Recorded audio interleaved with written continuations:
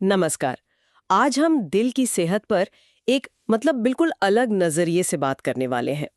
हमारे पास डॉक्टर हरनेक सिंह के naturopathy clinic का एक बहुत ही दिलचस्प लेख है। हाँ, और ये पारंपरिक दवाओं और न्यूट्रास्यूटिकल्स की तुलना करता है। न्यूट्रास्यूटिकल्स यानी वो सप्लीमेंट्स जो पोषक तत्वों से भरपूर होते हैं। बिल्कुल। और इसकी शुरुआत ही एक जबरदस्त उपमा से होती है। लेख कहता है कि दिल की बीमारी वो एक पेड़ की तरह है। ये बहुत दिलचस्प है। जो लक्षण हमें ऊपर ऊपर दिखते हैं, जैसे बढ़ा हुआ ब्लड प्रेशर या कोलेस्ट्रॉल के नंबर, वो तो बस टहनियां हैं। हाँ, और हम अक्सर इन्हीं टहनियों को काटने में लगे रहते हैं। जबकि असली समस्या तो जड़ों में है। बिल्कुल, धमनियों में जमावट, ऑक्सीडेटिव स्ट्रेस और शरीर में पुरानी सूजन, ये हैं असली जड़ें। तो आज हम इसी नजरिए की पड़ताल करेंगे। हम ये समझने की कोशिश करेंगे कि ये लेख कुछ आम दवाओं की सीमाओं के बारे में क्या कहता है और उनके विकल्प के तौर पर न्यूट्रास्यूटिकल्स को कैसे पेश करता है। तो चलिए इसकी गहराई में उतरते हैं। ठीक है, तो लेख सबसे पहले उन शाखाओं पर बात करता है जिन्हें काटने के लिए हम दवाएं लेते हैं। और शुरुआत होती है कैप्सूल DSR से, जो एसिडिटी के लिए बहुत ही आम दवा है। हाँ, ये पेट में एसिड बनने की प्रक्रिया को रोककर फौरन राहत देती है। पर लेख यहीं पर एक जरूरी सवाल उठाता है। पेट का एसिड सिर्फ जलन के लिए तो है नहीं। सही बात है, उसका एक बहुत जरूरी काम है। हाँ, वो प्रोटीन को तोड़ता है और विटामिन B12, कैल्शियम, मैग्नीशियम जैसे जरूरी पोषक तत्वों को सोखने में मदद करता है। तो जब हम एसिड को ही बंद कर देते हैं तो लंबे समय में शरीर में कुपोषण का खतरा बढ़ जाता है। लेख में इसकी तुलना भी बहुत अच्छी की गई है कि घर में एक नल टपक रहा हो और हम उसे ठीक करने के बजाय पानी की मेन सप्लाई ही बंद कर दें। हाँ, टपकना तो बंद हो जाएगा, पर घर के बाकी कामों का क्या होगा? बिल्कुल। और ये बहुत दिलचस्प मुद्दा है, क्योंकि एक तात्कालिक समाधान के दूरगामी नतीजों की बात कर रहा है। हाँ। लेख के मुताबिक यही वजह है कि कई बार लोगों को पता ही नहीं चलता कि B12 की कमी से उन्हें नसों में झंझनाहट क्यों हो रही है, या याददाश्त में कमी। हाँ, या कैल्शियम की कमी से हड्डियां क्यों कमजोर हो रही हैं, या फिर मैग्नीशियम की कमी से मांसपेशियों में ईंधन और दिल की धड़कन का अनियमित होना। बिल्कुल। तो लेख का तर्क यह है कि हम एक समस्या को दबाते हैं और अनजाने में कई नई समस्याओं को न्योता दे देते हैं। ये एक तरह का सौदा हुआ, फौरी आराम के बदले लंबी अवधि का जोखिम। एक तरह से, हाँ। पर एक सवाल मन में आता है, जिस इंसान को गंभीर एसिडिटी हो रही है, उसके लिए तो उस वक्त राहत पाना ही सबसे जरूरी है। बिल्कुल, और ये समझना बहुत जरूरी है। देखिए, लेख डॉक्टरों की मंशा पर सवाल नहीं उठा रहा। अच्छा। वो कह रहा है कि मौजूदा सिस्टम लक्षणों को तुरंत काबू करने पर केंद्रित है, जो कई बार जान बचाने के लिए जरूरी भी होता है। लेकिन लेख का दृष्टिकोण ये है कि जब इन दवाओं का इस्तेमाल सालों साल एक आदत की तरह होने लगता है, तब हम उस सौदे का दूसरा यानी महंगा वाला हिस्सा चुकाना शुरू कर देते हैं। ठीक है, ये बात समझ में आती है। इमरजेंसी टूल और रोजमर्रा के समाधान में फर्क है। बिल्कुल। अगली दवा है इकोस्प्रिन यानी एस्पिरिन। खून पतला करने के लिए। हाँ, ताकि थक्के ना बने और हार्ट अटैक का खतरा कम हो। लेकिन लेख इसके दूसरे पहलू पर ध्यान खींचता है। ये पेट की अंदरूनी परत को नुकसान पहुंचा सकती है, जिससे फिर से एसिडिटी या अल्सर का खतरा पैदा होता है। और इसकी तुलना भी बहुत सटीक है। हाँ, उस तेज केमिकल से की गई है जो लोहे से जंग तो साफ कर देता है, पर धीरे धीरे लोहे को ही गलाने लगता है। लेकिन हमें यह भी याद रखना होगा कि खून को पतला करना हार्ट अटैक या स्ट्रोक के बाद कितना जरूरी हो सकता है। हाँ, उस स्थिति में तो ये जीवन रक्षक है। तो ये एक दो धारी तलवार है।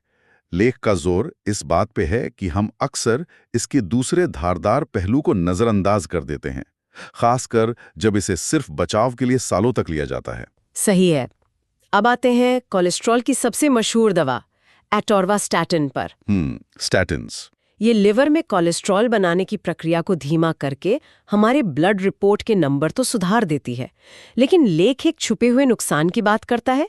ये शरीर में कोएंजाइम Q10 के उत्पादन को भी कम कर देती है। और इसके लिए जो उपमा दी है वो वाकई कमाल की है। हाँ, ये ऐसा है जैसे कार का फ्यूल मीटर खराब रीडिंग दे रहा हो और हम मीटर की सुई को नीचे तो कर दें, पर टंकी में पेट्रोल ना भरे। बिल्कुल, मीटर ठीक दिखेगा पर गाड़ी तो बंद होगी ही। ये COQ10 वाली बात मुझे बहुत अहम लग रही है। ये है क्या चीज और दिल के लिए इतनी जरूरी क्यों है? बहुत अच्छा सवाल है। COQ10 को आप शरीर की हर कोशिका का स्पार्क प्लग समझ सकते हैं। Spark plug? हाँ, ये कोशिकाओं के पावर हाउस यानी माइटोकॉन्ड्रिया में ऊर्जा बनाने के लिए जरूरी है। और हमारे शरीर में सबसे ज्यादा ऊर्जा की जरूरत किसे होती है? दिल को। दिल को, क्योंकि उसे जन्म से लेकर मृत्यु तक बिना रुके धड़कना है।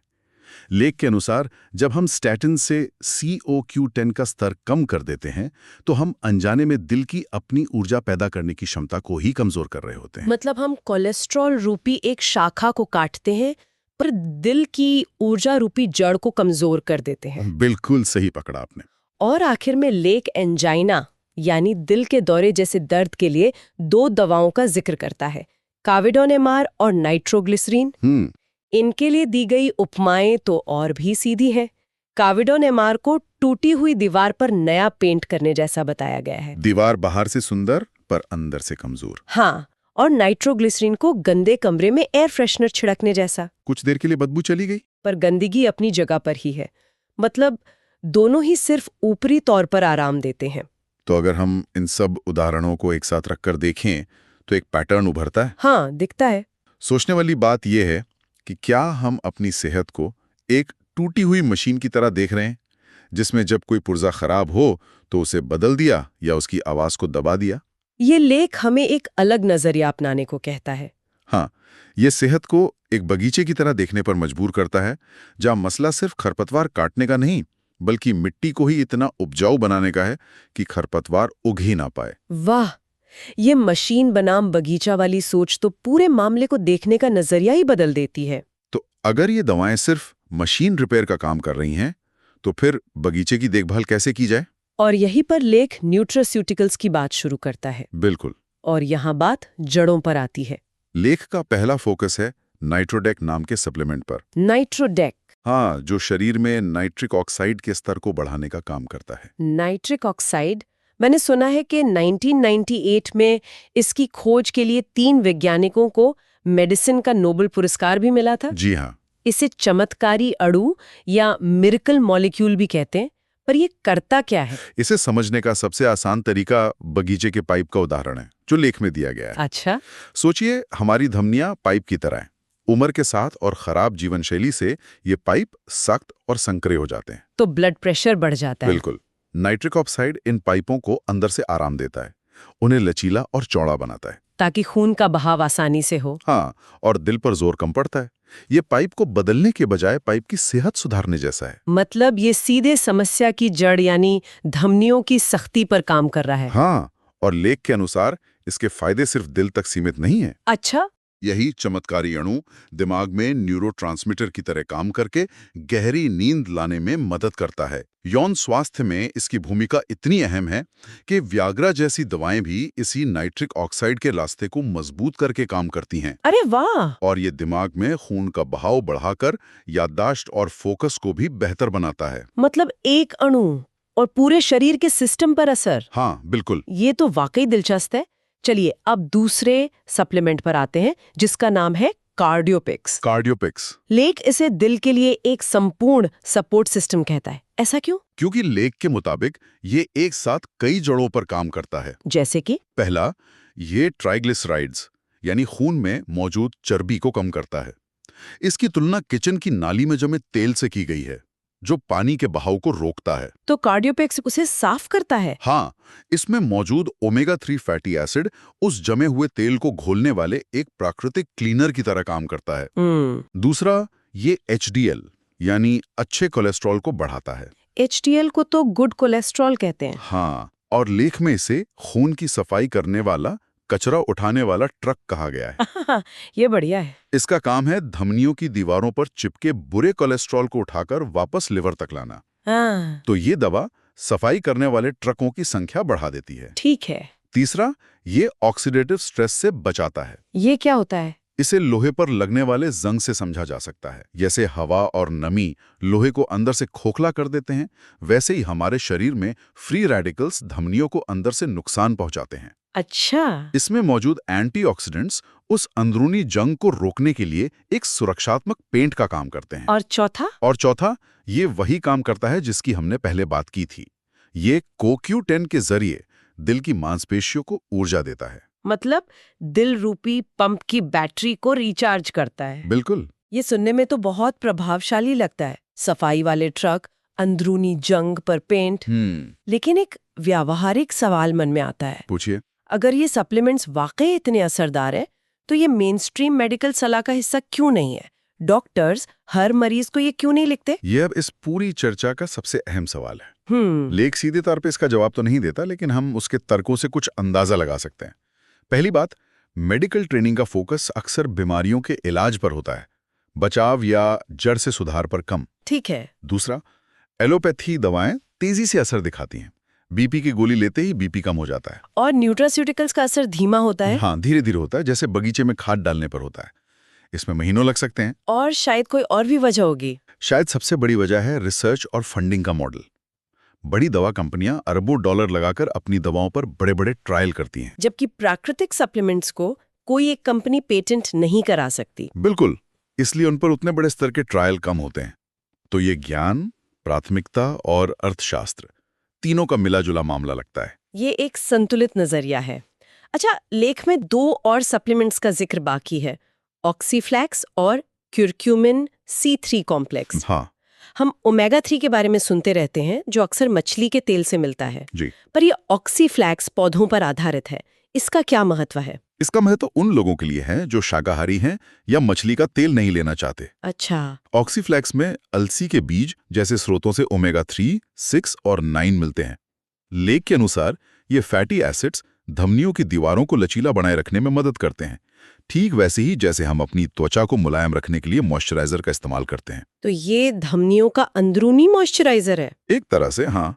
और क्यूरक्यूमिन, ये तो हल्दी से जुड़ा है ना? हाँ, हल्दी के फायदे तो दादी नानी के नुस्खों से लेकर मॉडर्न साइंस तक सब मानते हैं।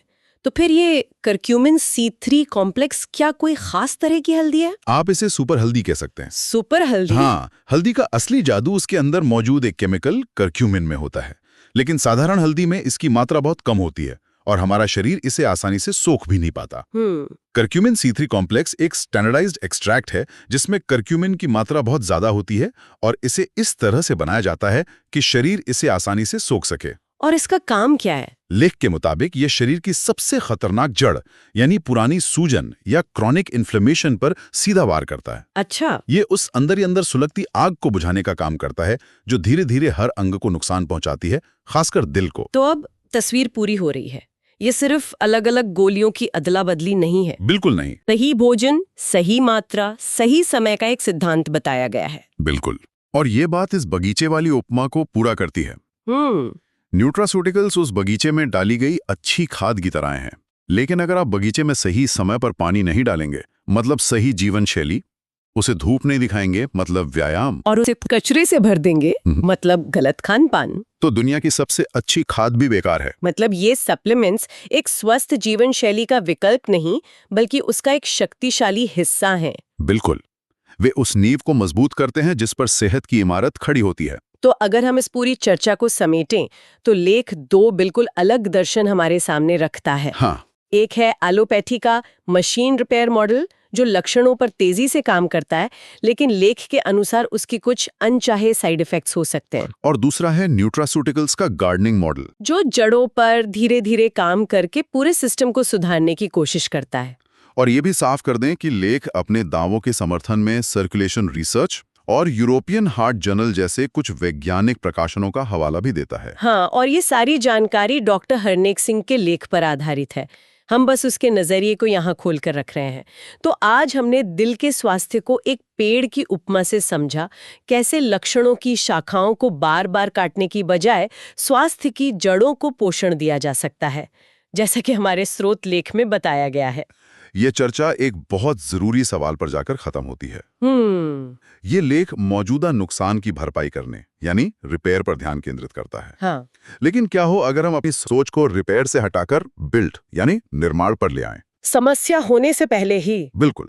हमारे रोजमर्रा के खान पान, तनाव को संभालने के तरीके और हमारी नींद के विकल्प किस तरह से हमारे शरीर के लिए सबसे असरदार और असली न्यूट्रास्यूटिकल बन सकते हैं, जो एक ऐसा दिल तैयार करे जो अंदर से ही इतना मजबूत हो कि उसे कभी इस स्तर की मरम्मत की जरूरत ही न पड़े।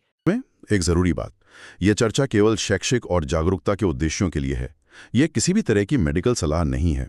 किसी भी दवा या सप्लीमेंट को शुरू करने, बदलने या बंद करने से पहले हमेशा अपने डॉक्टर या क्वालिफाइड स्वास्थ्य सेवा पेशेवर से सलाह लें।